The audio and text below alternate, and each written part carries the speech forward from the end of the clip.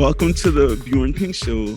The Bjorn Pink Show is about me and my guest, and normally they're guests of color who have something to say and they're doing great things in the broader society. They don't have to be artists, they don't have to be rappers. They're just really good people, and they're normally people who have melanin in their skin.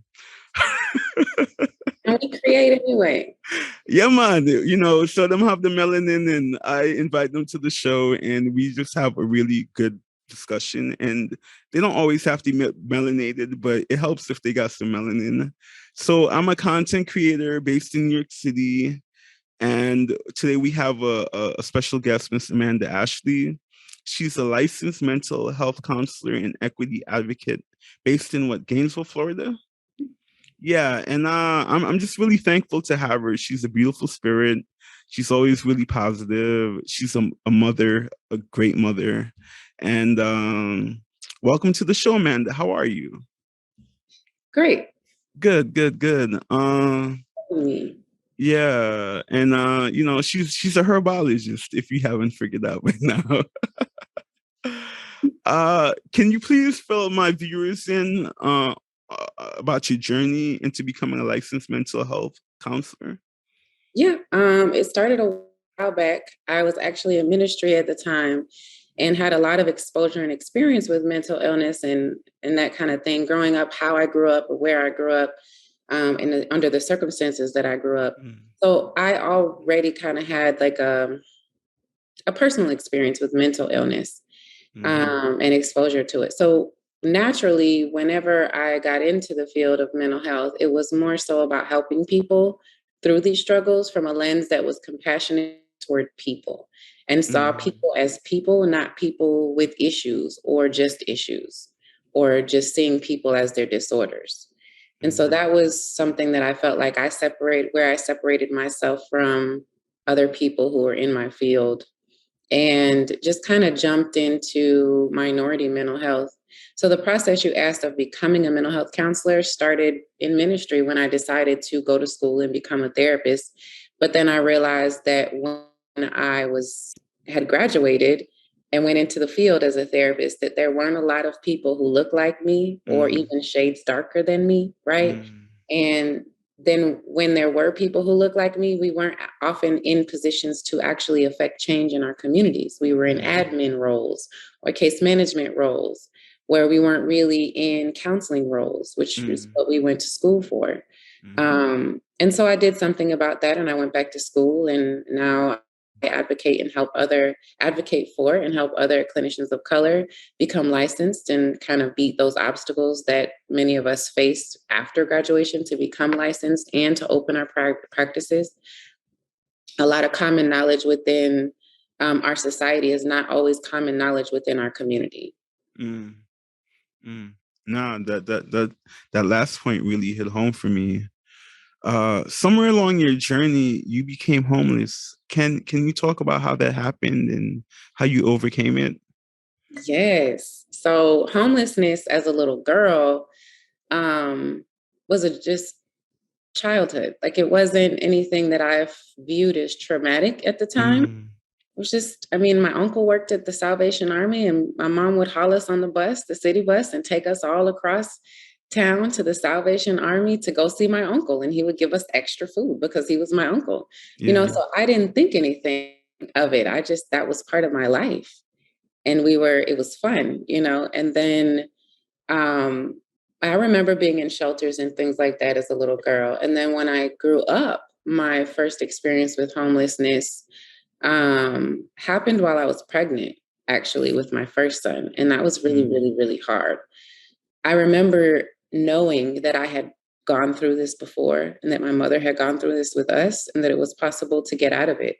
Right. So I had hope the whole time, but even your hope is tested. And it was a very, very tough and very traumatic experience for me while being pregnant, because I knew I was about to have a baby and I didn't know where those resources would come from, but I knew I had to provide them. And so my hope gave me the mindset to allow me to believe that I would be able to provide them. And it was a long journey, and I ended up getting an apartment and becoming homeless after I had both of my kids while leaving my second husband. And that was also very, very tough, but not a situation that I feel I ever lost hope in. And I think that's really the part of my mindset that allowed me to be successful in anything that I have been in or through, because I was teaching and had a nanny, and I remember all of my money was going toward my nanny and my car payment, and I couldn't afford a house, and my kids and I were sleeping on the floor on an air mattress in my younger cousin's apartment, which was not kid friendly. She was young, she had a lot of friends, she wanted to party, right? She didn't know about parenting, and I didn't have much say so. It was her house, right? I had to respect that. And so I remember telling myself that, okay, Amanda, there are 365 days in a year.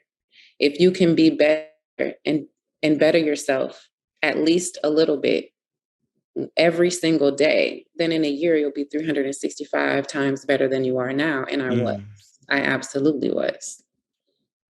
Wow. But you can't just leave it like that. What you do to get better? Like, what did you do? So the things that I did, man, I wrote in a journal. I saw Okay. there, right? I prayed. I believed. I developed a belief system. I needed to understand what it was that I believed so I could stand on it, and so that I could align my life with what I believed. Right. And so when I said make myself better 365 days out of the year, that means that I was present in my moment in the evening. And I knew who I was that day. And I knew I took inventory of what I had accomplished that day, even if it was just not yelling or complaining at, with my kids, something every single day. And I took inventory and I praised myself for being able to be a better person every day. So not only was I becoming better, but I was loving myself that just that much more every single day in that storm. Wow. Wow. Beautiful. Well, two things came to mind as you spoke. Like the whole like Rastaman don't say understand. We overstand. Overstand Yeah, facts. and then just like what gave you the because you hadn't necessarily had that resolve before. So even though you made a pact with yourself and the universe or your God to become better, how did that manifest itself concretely? Like what was the engine behind? I mean, the children, of course, but like what gave you the engine to see that through? So imagine that you are on a boat in the middle of the ocean and you can't see any land. You have two choices. I'm going to keep swimming until I find land, or I'm going to sit here and die. Yeah. And I was not going to sit and die and watch my kids die. So I was going to keep swimming. And I knew, just like we know, there is land eventually. Yeah. And we can't focus on if we're going to make it. We just have to keep going and know we're going to make it eventually. Gotcha. Thank you. Reading your bio, I was reminded of the great August Wilson. He was like a famous African American playwright, for those that don't know. Possibly the greatest, and also just a dope playwright. If you take away the color, he's still dope. You add the color, he's still dope. Just got doper. So I just, I was touched by your biography because, you seem to really like love your people, advocate for your people, want to heal your people. And like you said, when we spoke too, like it's not just about you, it's really about them.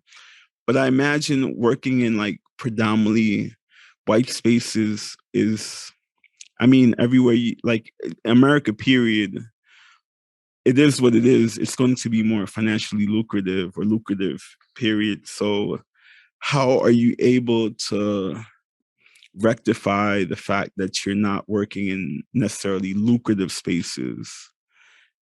Mm, with? Go ahead. well, I don't really work with, first of all, I don't really see it as black and white being Mm, mixed, right? It's humanity versus what is humane and what is not, yeah.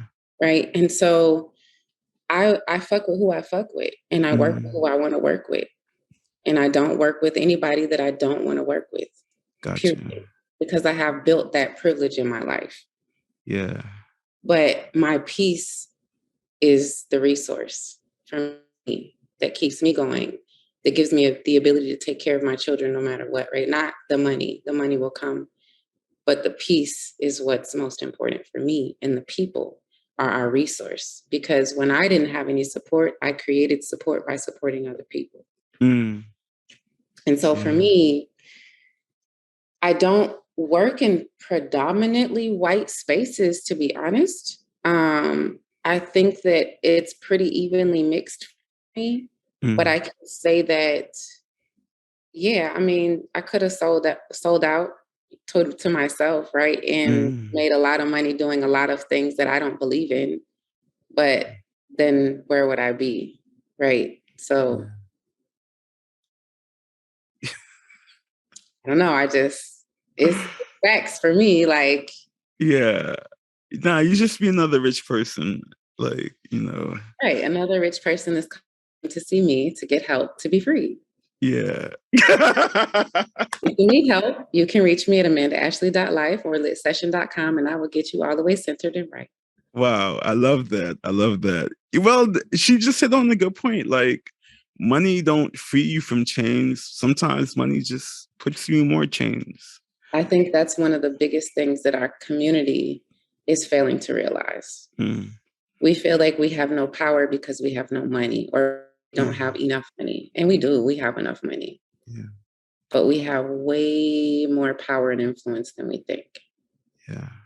I wrote a poem. I said, "You've been bought and sold a million times, yet you still fail to see your own worth." They're selling Mm, your information. Everything that you do is yeah, cataloged, bought, sold. yeah, Where are your rights to that? yeah, yeah.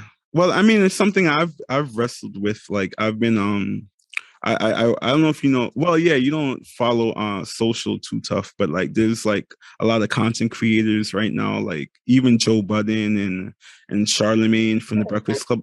Yeah, and it's like these platforms ultimately we're on them, but we don't control them. And I'm really starting to see that it's not just about money, but it's about owning what you produce. Like, I think we should always be striving for ownership on some level, whatever level that may be. I think we first need to own ourselves. Yeah. We need to Mm, own our thoughts. We need to own our own manifestations. yeah. Like, we need to have our own ownership, like, of ourselves, of our brand, of our culture, of how we represent ourselves to the world. Mm. Were you like this as a kid? Oh yeah, I was a real weird ass kid. Nah, weird. Nah. No, we need uplifting words. Uh-huh. Nah. It's uplifting now, but if you saw me in kindergarten with the damn cat on my sweater and the little jasmine thing around my neck that's supposed to go around your head, Got you. Tamagotchi, like, I'm not playing with y'all dirty ass kids. Thank you. Yes, that was me. Oh, so that's one of the things I love where this interview is going because I'm a layperson. I think psychology, I think therapy, I think all these things that we have access to in this nation and in the world. People, a lot of people need help, and like you don't have to be going through it to need therapy. But how do you mentioned being on autistic or being on the spectrum. Now, in your world, there are realities. There are people who definitely need help. But then how do you how do you modulate that? That's not the right word, against the I whole. get what you're trying to say, and it's crazy, to be Yeah. honest.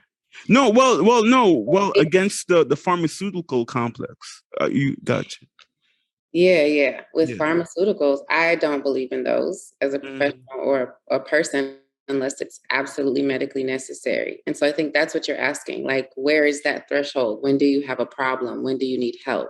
Right? yeah. Like, when might you need medicine? Yeah. When it's severe and you're not able to function. Gotcha.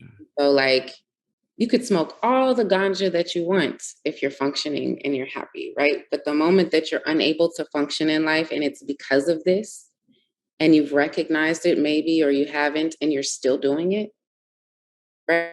Then you have a problem. Mm. And that's with anything Yeah.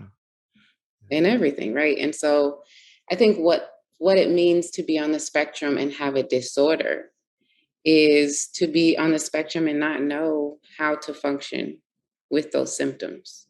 Mm. And that's why I keep saying it's so important for you to know yourself so you can advocate for what's best for you. Oh, that just hit me just now.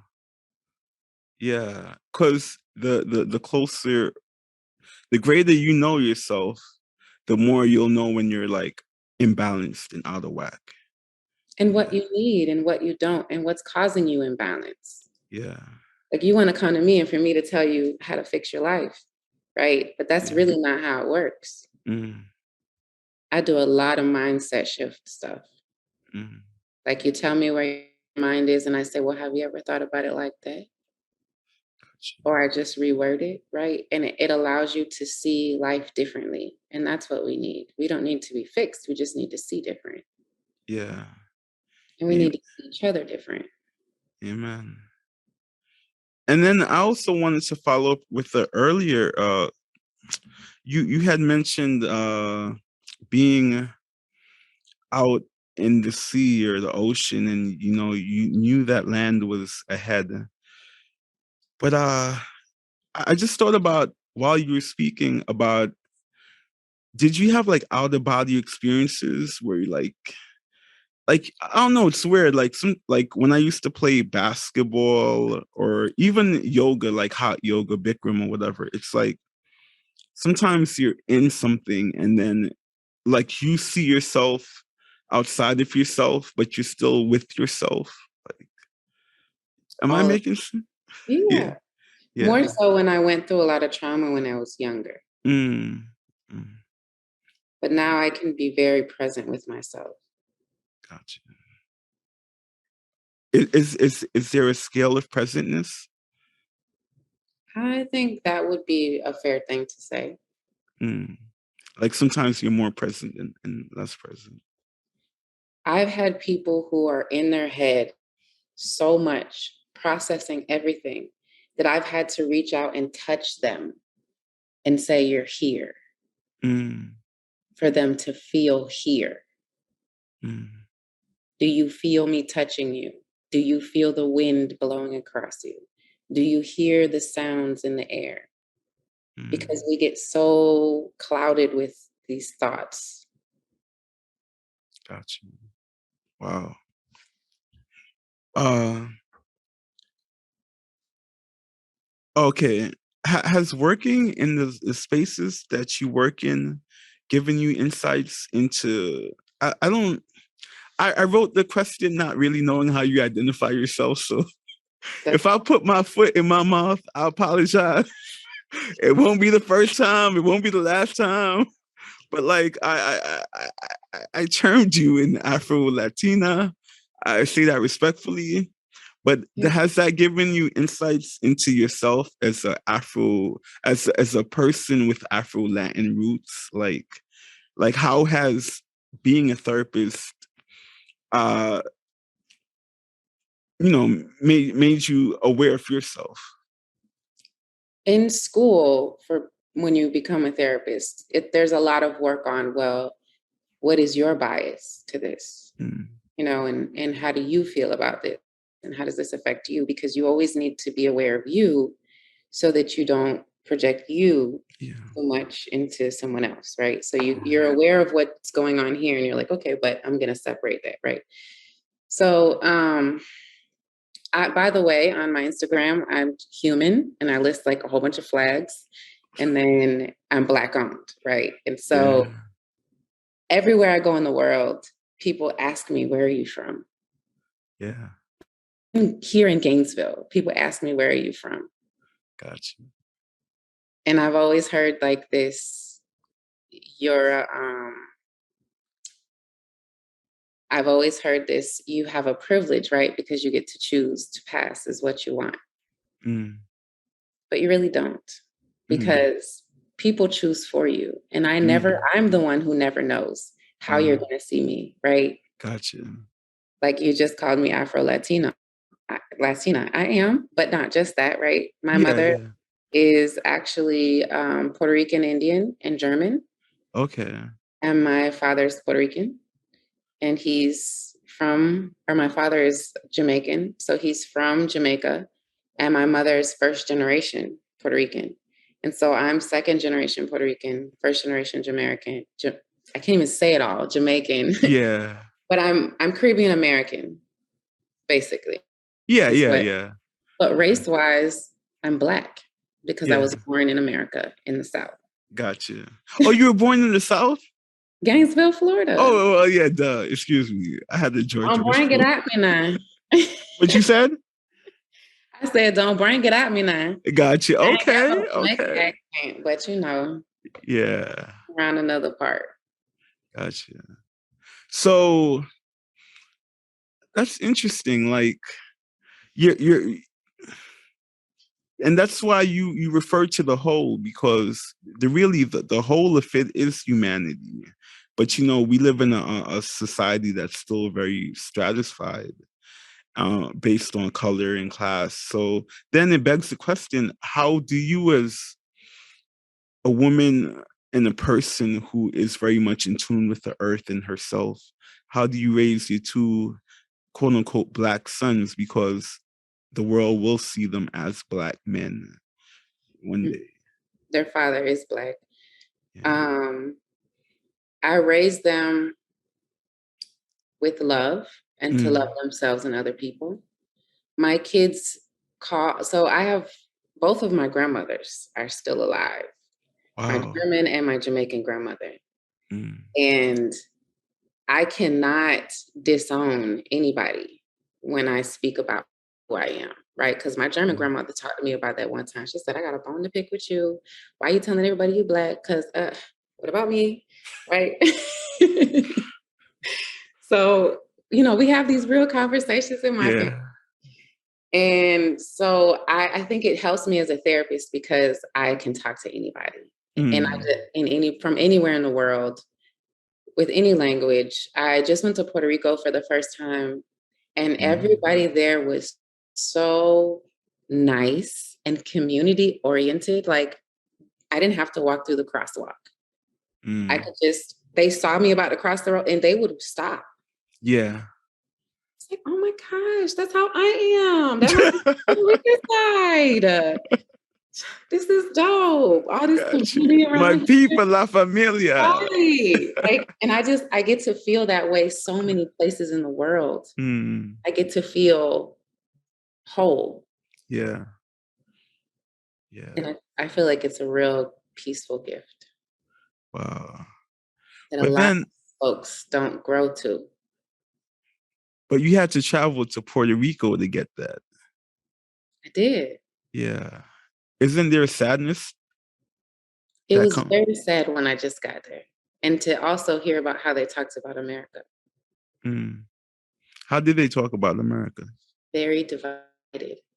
He said, I Mm. don't understand why you guys just don't get together and overthrow the government. He said, wait, but you guys are very, very divided. Yeah. We supposed to be the government. But Mr. Babylon, leave me alone. You hear? I Yeah, don't want no problem.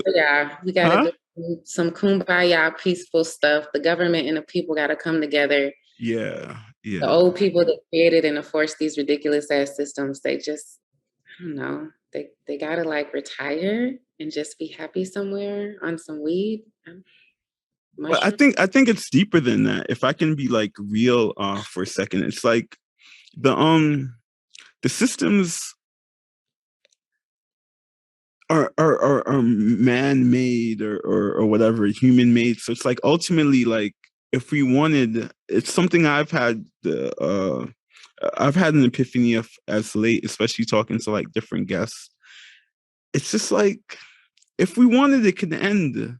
You know, the racism, the sexism, the homophobia, whatever isms plague our society, like they could literally end today or tomorrow, but there's too much power in corruption and yeah, like people there's a benefit to oppression in the first world. So unfortunately, if there's a benefit to these things, then they will continue to haunt us. Well, that's just the thing. I think the privilege is going to decline at some point. Mm, And as somebody who also understands white people, they're mm, oppressed too. They're bored as yeah, fuck. That shit. You know, my coworkers, they have to go on vacation to let loose.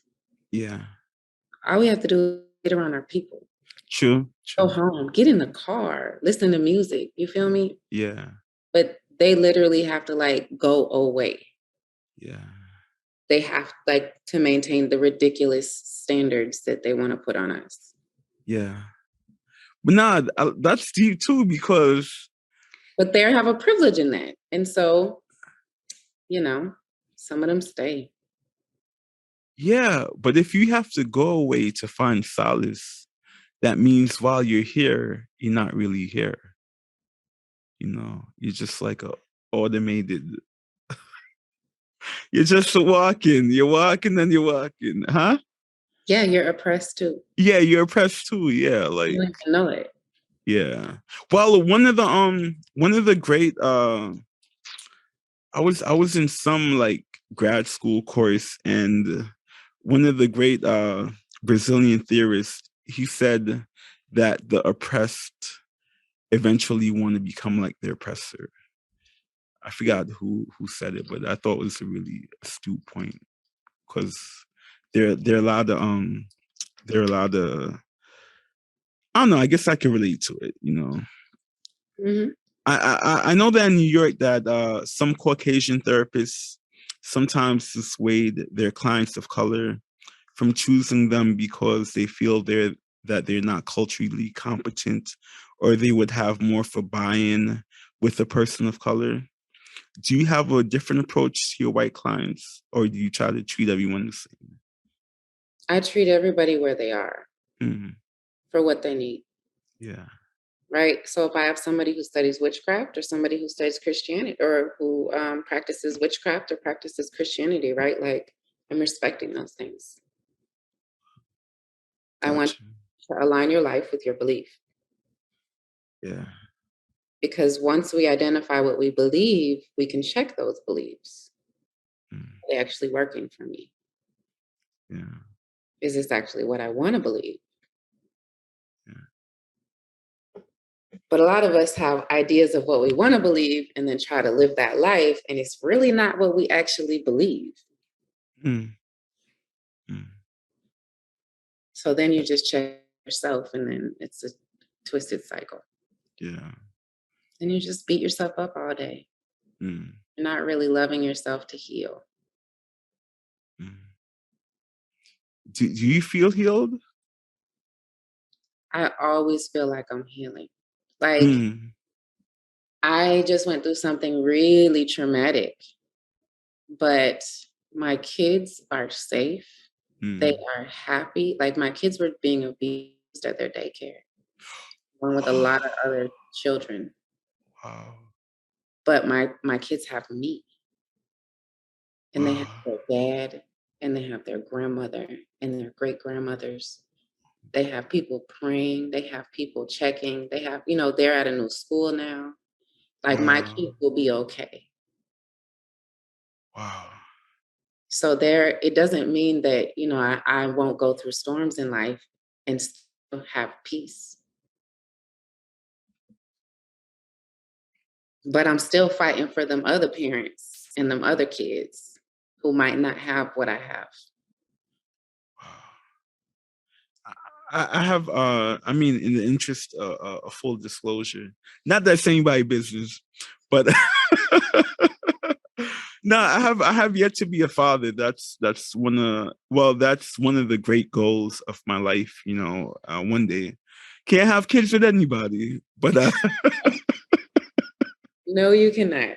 I'm not Albert Einstein, but I think I know that. But like, how do you, as a parent, I don't care, you could be Mother Teresa. How do you not want to like just go crazy Yeah, for I lack of cry a lot. huh? I cry a lot, Gotcha. Oh man. right? Like to imagine what happened in my head, right? Yeah. I'm sorry. It's okay. Yeah. It Um, wasn't okay, but we will be okay. yeah. And then I mean I imagine, you know, you have such a like great intellect and very charismatic, and you know, you could have probably been a runway model or something. But like, why Gainesville? I was born here. Oh, okay. Didn't ask that, right? Yeah. But I was Gotcha. born here and I know this place and I wanted to leave and move so many times, but still here. Gotcha. Oh, so like whatever inconvenience you might feel, like you feel like the universe has you there for a reason. I don't feel inconvenienced, but yeah, I travel. Yeah, yeah, you're not stuck there. I think my Um, love life is real limited because I live here. come on, you know, like no gold cap in the mouth. Bruh, I'm finna get a whole grill. What you talking about? Word, word. So, well, hold on. Why your love life limited in Gainesville? The population is pretty small here. I'll Gotcha. just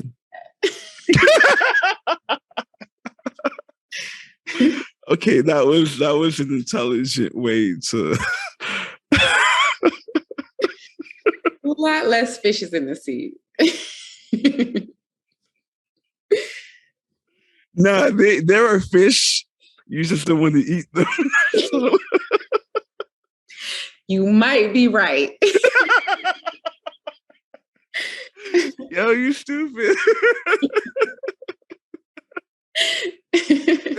Y'all ain't gonna poison me. I I got know too, you've seen the rainbows too. I got too much to live for. Wow, wow. Yeah. If you weren't a therapist, like what would an ideal career, I guess in simpatico with therapy, but like what would a different journey that still interests you, what would that have probably looked like? Like in reality, or just like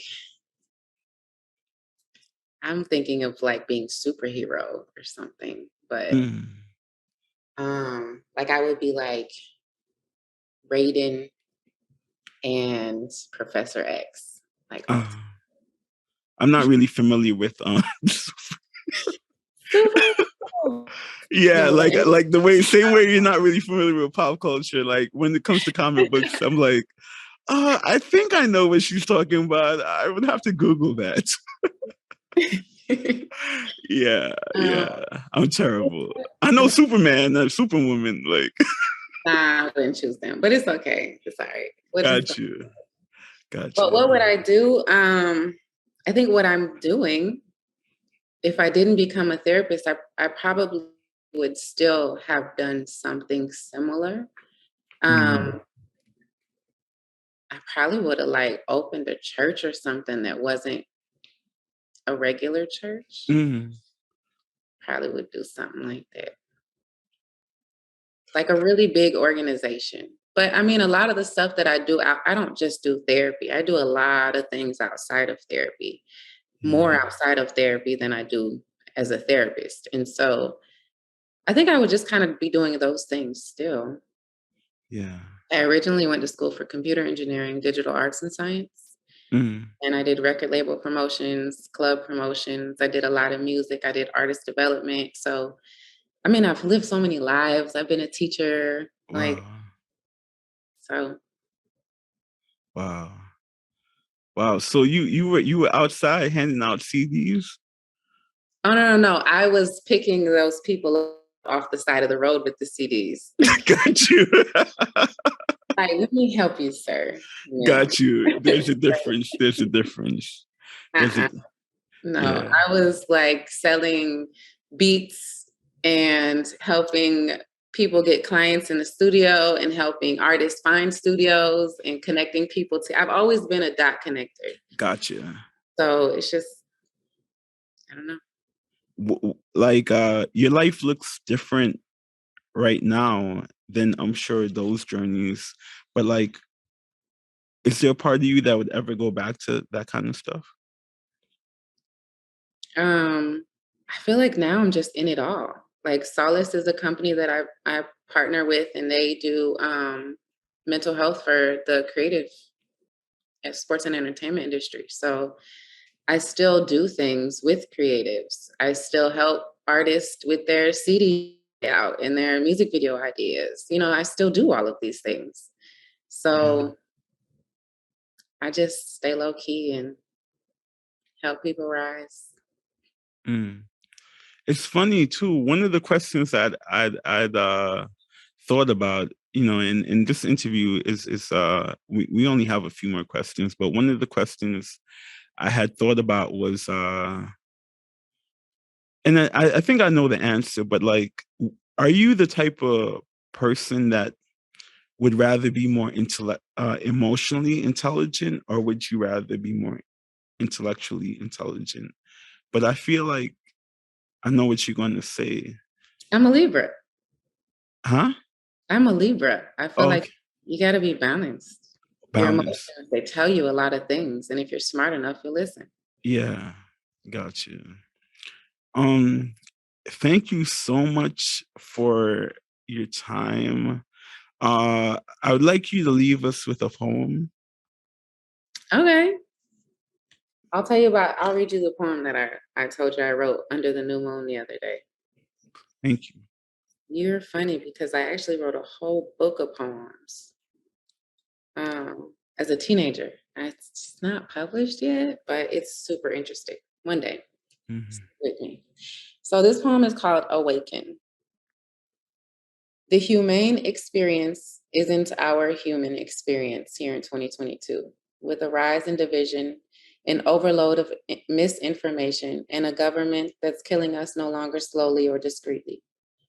When will we say is enough? Enough is enough, as a people who are meant to be united to stand.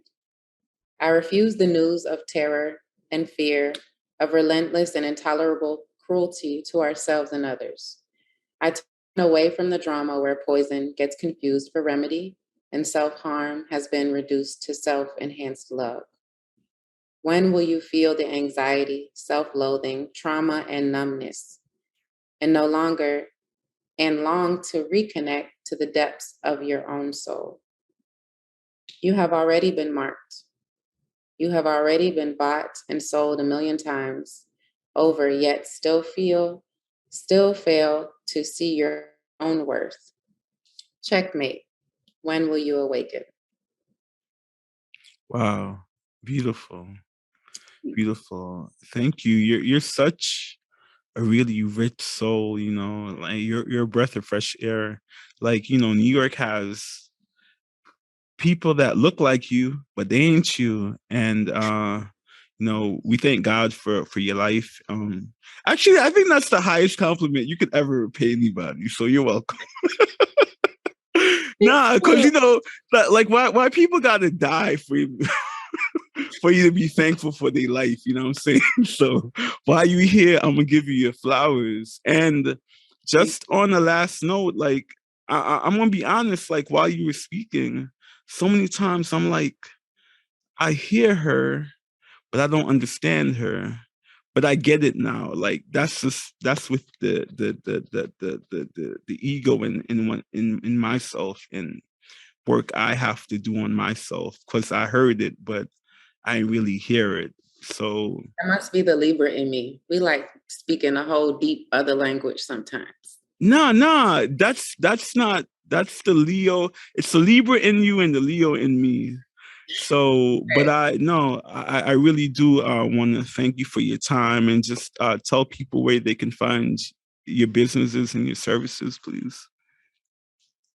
At amandaashley.life or litsession.com. amandaashley.life is on all platforms. Great. And again, that was Amanda Ashley, road gal in the best way, and again, we thank you and we thank the universe for your life. That's the Bjorn Pink Show. Catch you on the next one. Bless up. Bye. Bye.